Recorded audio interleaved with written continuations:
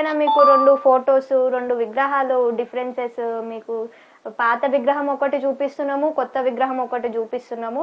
So దీంట్లో మీకు ఏమన్నా డిఫరెన్సెస్ ఏమైనా కనిపిస్తుందా కొత్త విగ్రహం దాంట్లో? లేకపోతే పాత విగ్రహంకి ఏమైంది, కొత్త విగ్రహంకి ఎట్లుంది ఏంటి అని చెప్పేసి మీ అభిప్రాయం చెప్పండి. అంటే జెన్యున్గా చెప్పండి, ఏది బాగుంది అనే దానిపైన మీ ఒపీనియన్ చెప్పండి. మేడం ఒక విషయం, ఏది బాగుంది అనడం కాదు, అసలు మన కేసీఆర్ ఉన్నప్పుడు తెలంగాణ తల్లి విగ్రహం ఎలా ఉందో ఇప్పుడు కంపల్సరీ అలాగే ఉండాలి. ఎందుకని మేడం క్వశ్చన్, అది సూపర్ పాయింట్. ఎందుకంటే ఇప్పుడు కాంగ్రెస్ ప్రభుత్వం వచ్చినాక ఇప్పుడు అది లెఫ్ట్ సైడ్ ఏమో మొక్కజొన్న ఉంది, రైట్ సైడ్ ఏమో చేతి గుర్తుంది. అది కాంగ్రెస్ చేతి గుర్తు అనుకోవాలా, తెలంగాణ తల్లి చేతి గుర్తు అనుకోవాలా? అవునా కాదా మేడం? అదొక పాయింట్. నెక్స్ట్ ఏంటంటే ఫస్ట్ మన విగ్రహం తల్లికి ఏముండే, కిరీటం ఉండే, బంగారం లాంటి కిరీటం ఉండే. ఇప్పుడు ఆ కిరీటం లేకుండా చేసిండు. అసలు ఆ విగ్రహం తీయడానికి వీలు లేదు, విగ్రహం తీయాల్సిన అవసరం మీద అతనికి లేదు. ఎందుకు లేదంటారు? ఎందుకు అవసరం లేదు అంటే ఇప్పుడు కాంగ్రెస్ గవర్నమెంట్ వాళ్ళకి నచ్చినట్టు వాళ్ళు చేసుకోవచ్చు కదా. వాళ్ళు నచ్చినట్టు చేయడమే మేడం, ప్రజలకు నచ్చినట్టు చేయాలి కానీ వాళ్ళకి నచ్చినట్టు ఎందుకు చేస్తారు? ప్రజలు ఓట్లేసేది ఎందుకు? వాళ్ళకి నచ్చినట్టు చేసుకోనికా, మనకు నచ్చినట్టు చేసుకోనికా? అవునా కాదా మేడం? అవును, చెప్పండి. ఇప్పుడు ప్రజలు దేనికోసం ఓటేసారు? మాకు మంచి చేస్తారని ఓటేసారు, ఆ ఉద్దేశంతోనే కదా మనకు వాళ్ళు. అంటే తెలంగాణలో మనకి కాంగ్రెస్ గవర్నమెంట్ వచ్చిన తర్వాత, రేవంత్ అన్న వచ్చిన తర్వాత, రేవంత్ సార్ వచ్చిన తర్వాత ఎలాంటి మార్పు జరగలేదా? ఎలాంటి మార్పు జరగలేదు, జరగదు ఇట్లా. ఇది 100% నిజం.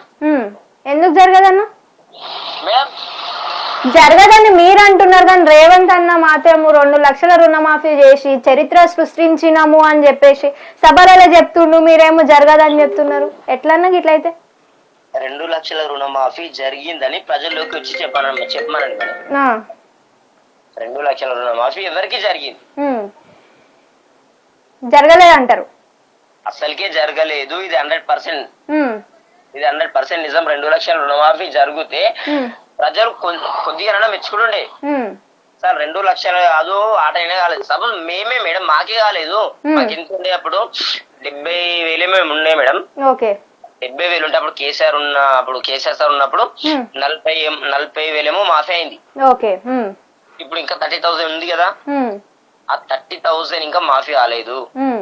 మూడో విడత అనేసి అన్నాడు కదా, ఆ మూడో విడత కంపల్సరీ అయితే అనేసి అన్నాడు. మూడో విడత ఏడన్నాడన్న? ఇప్పుడే పోయి 2 లక్షలు తెచ్చుకోండి, 9వ తారీఖు నేను రాగానే నేను 2 లక్షల రుణమాఫీ చేస్తా అని చెప్పిండు కదా. మళ్ళీ మేము 30,000 రుణమాఫీ కాలేదా మేడం? మేము అప్పులు ఉన్నాయి తీర్చలేడు. ఇప్పుడు మీదికే అప్పు తెచ్చుకొని మళ్ళీ ఇప్పుడు ఆయన తీర్చడానికి గ్యారంటీ ఉంది? అవునా కదా? అది గ్యారంటీ లేదు కాబట్టి ప్రజలు ఎవరు తెచ్చుకోలేరు. ఫస్ట్ విడతకు రుణమాఫీ చేస్తామనేసి అన్నారు, ఇంటింటికి సర్వే చేయించారు. ఓకే, మరి సర్వే ఎందుకు కాలేదు? రుణమాఫీ ఎందుకు కాలేదు? మళ్ళా తర్వాత రైతు బంధు అనేసి అన్నాడు, రైతు బంధు ఇవ్వరకినా ఇవ్వలేదు. ఇచ్చిందా మేడం? మీకు తెలిసిన వాటికి చెప్పండి. ఇవ్వలేదు, రైతు బంధు ఇవ్వలేడు, అసలు తను ఇవ్వడు. ఇట్లా గత ప్రభుత్వం ఉన్నప్పుడు అప్పుల కుప్ప చేసిన తర్వాత ఇప్పుడు ఏమేమి తీసుకొని వస్తారు? ఇలాంటి క్వశ్చన్స్ అని వాళ్ళు చెప్తున్నారు కదా. ఆల్రెడీ అప్పులు ఉన్నాము, ఏ నుంచి తీసుకొని వస్తామని చెప్పేసి కూడా ప్రజలకు నచ్చ చెప్పడం జరుగుతుంది కదా. మరి అవును మేడం, ఇప్పుడు అప్పుల కుప్ప ఇప్పుడు ఏ నుంచి ఇవ్వాలనేసి అంటుండు కదా, అది హామీలు ఇచ్చేటప్పుడు తెలియదా మరి? అవును మేడం, చిన్న ఇంట్లో ఒక దొంగతనం జరిగింది. ఆ దొంగతనం జరిగినప్పుడు మస్తు 1.25 లక్షలు జరుగుతాయి. అవునా కదా? చెప్పండి. 1.25 లక్షలు జరుగుతాయి. దానికి నువ్వు వాళ్ళ దొంగలెంబడే పోతావా, లేకుంటే నీ ఇంటి సంసారం మంచి చేసుకుంటావా? ఇల్లు సెట్ చేసుకుంటాం. అవునా కదా మేడం? ఇప్పుడు ప్రజల్ని దోసుకోలే తప్ప ఇప్పుడు ఆయన లేస్తే మేడం దేవుళ్ళ మీద ఒట్టు, లేకపోతే కేసీఆర్ మీద తిట్లు. ఆయనకు వచ్చిందే కదా కొటేషన్. ఏమన్నా చెప్పిందా? దేవుడి మీద ఒట్లు, కేసీఆర్ మీద తిట్లు. అంతే, ఆయనకి వచ్చింది ఏమీ లేదట.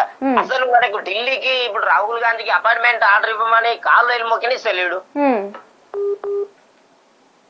ఇప్పుడు కేంద్రంతో కొట్లాడే దమ్ము రేవంత్ రెడ్డికి నిజంగా లేదు మేడం. ఒకవేళ కేంద్రంతో కొట్లాడే దమ్ము నిజంగానే రేవంత్ రెడ్డి గారికి కాంగ్రెస్ ప్రభుత్వానికి ఉంటే ఇప్పటి వరకు రైతు బంధు వస్తుండే, రైతు బీమా వస్తుండే. మళ్ళీ మొన్న రీసెంట్లీ న్యూస్ ఏమొచ్చింది మేడం, ఇప్పుడు మన రేషన్ కార్డు బియ్యం వేస్తారు కదా మేడం, అవునవును, ఆ బియ్యం ఇయ్యము డబ్బులు ఇస్తాము దానికి బదులు న్యూస్ వచ్చిందా లేదా? ఇది వాస్తవమా కాదా? అది న్యూస్ వచ్చింది. ఆ డబ్బులు ఎవరికి కావాలి? ఇప్పుడు ఆ కోబిన్ బియ్యం మీదనే చాలా మంది పేదవాళ్ళు ఏం చేస్తున్నారు, ఆ బియ్యం మీదనే బతుకుతా ఉన్నారు. ఇప్పుడు డబ్బులు ఏముంటాయి మేడం, ఇప్పుడు ఖర్చు అయిపోతుంది ఉంటాయా? అవే బియ్యం ఉంటే వాళ్ళు 2 రోజుల దాకా బతుకుతారు కదా. ఇవన్నీ మోసం చేయడానికేనా నువ్వు ఇంత చేసింది? ప్రజలు ఇంత మోసం చేస్తున్న న్యాయమేనా మేడం అతని? సో ఓవరాల్ గా ఏమంటారు, మంచి లేదంటారా రేవంత్ రెడ్డి ప్రభుత్వం? మంచి లేదేంది మేడం, మీ కళ్ళారా చూస్తున్నారు కదా. అయ్యో మేము అట్లా మంచి లేదు మంచిగా ఉందని చెప్తే మా మీద అక్రమ కేసులు పెడుతున్నారు, అక్రమ అరెస్టులు చేస్తున్నారు. అక్రమ అరెస్టులు ఎందుకు చేస్తారు? అవును మేడం, అప్పుడు కేసీఆర్ ఉన్నప్పుడేమో కేసీఆర్ హయాం ఉన్నప్పుడేమో మీడియా వాళ్ళు అక్రమంగా కేసు పెడుతున్నారని రేవంత్ రెడ్డి అన్నాడు.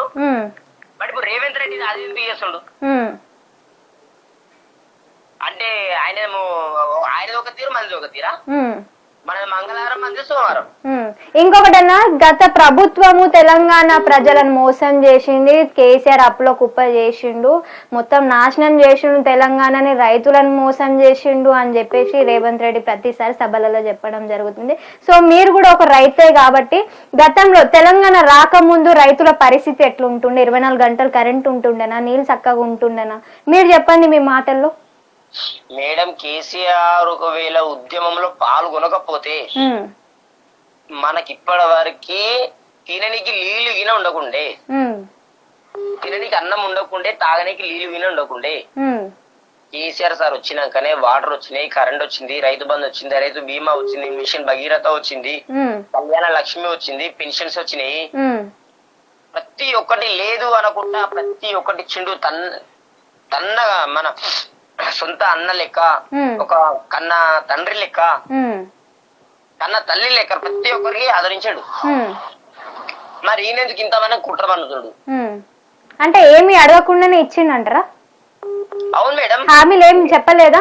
ఇప్పుడు ఈసారి నన్ను 2వ సారి గెలిపిస్తే నేను ఆ రుణమాఫీ చేస్తా, గింత చేస్తా, అంత చేస్తా, మీ ఇంట్లో ఉన్న ఆడపిల్లకి పెళ్లి చేస్తే 1,00,000 రూపాయలు ఇస్తా, తులం బంగారం ఇస్తా అని చెప్పేసి కేసీఆర్ ఎప్పుడు ప్రచారంలో హామీలు ఇవ్వలేదా? అవును మేడం, ఇచ్చిండు. ఇచ్చడానికి అప్పుడు ఏం చేశారు, హైకోర్టు ఏమైపోయింది, అప్పుడే నోటిఫికేషన్ విడుదల చేసింది. ఏంది ఇప్పుడు ఓటుకు ఏమంటారు దానికి డ్రాప్ చేసింది. అప్పటికే కాంగ్రెస్ ప్రభుత్వం అబద్ధాలు ఆడి ప్రజలను మోసం చేసింది. అప్పటికి ఎలక్షన్ కోడ్ సార్ ఏమనుకున్నాడు, రుణమాఫీ చేద్దామనే లోపే అన్న నా పాయింట్ మీకు అర్థం కాలేదన్నా. 2వ సారి 1వ సారి గెలిచినప్పుడు కాకుండా 2వ సారి సీఎం కేసీఆర్, మాజీ సీఎం కేసీఆర్ గారు ఏం చెప్పలేదా, ఇది చేస్తాం ఇది ఇస్తామని చెప్పేసి ఏమైనా హామీలు ఇచ్చినా అని అడుగుతున్నా? 2వ సారికి మేడం, 2సారికి అంత ఐడియా లేదు. ఇచ్చిన ఒకవేళ కంపల్సరీ దాన్ని నెరవేర్చిండు. ఇట్లా వాళ్ళకి భూమి ఇచ్చిండు, ఇస్తాడు. 3 ఎకరాలు బరాబర్ ఉన్నాయి, మా ఊరినే ఉన్నాయి, మా నర్సాపూర్ నియోజకవర్గం. ఏడిచ్చిండన్న మేడం? మాజీ సీఎం కేసీఆర్ గారు 3 ఎకరాల భూమి ఇస్తా పేదలకు అని చెప్పేసి అన్నాడు. ఇచ్చిండా?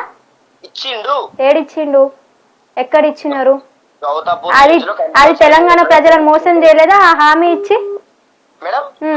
3 ఎకరాల భూమి ఇచ్చిందని చెప్పేసి అంటున్నారు కదా, ప్రూఫ్ ఏంది ఇచ్చిందని? ప్రూఫ్ ఏంది? రైతులతో మాట్లాడిస్తా కావాలంటే, ఇప్పుడు ఎవరైతే ఇప్పుడు భూమి తీసుకున్నారో రైతులు వాళ్ళతో మాట్లాడిస్తాము. ఇప్పుడు వాళ్ళే ప్రజలే అంటారు